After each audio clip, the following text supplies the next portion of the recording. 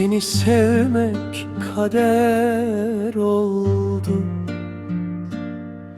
Acın bana yuva oldu. Gözlerimde gece kaldı. Sensiz ömrüm yara oldu. Bin defa öldüm adınla. Her nefeste seni andım. Dönmeyeceğini bile bile yine yolunu bekledi. Sen gittin.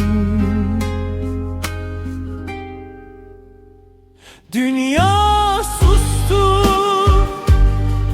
kalbim sessiz mezar oldu. Ben yaşadım sanıyorlar, oysa ruhum sende kaldı. Ne bahar kaldı içimde, ne de gülen bir sabah. Senden sonra bu hayat bitmeyen uzun bir siyahi gün. Adımı duyarsan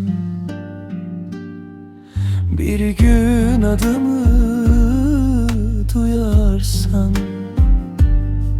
bil ki seni unutmadım. Ölsem bile son sözüm, seni çok sevdim. Dünya sustu, kalbim sessiz mezar oldu. Ben yaşadım sanıyorlar, oysa ruhum sende kaldı. Dünya sustu, kalbim sessiz mezar oldu. Ben yaşadım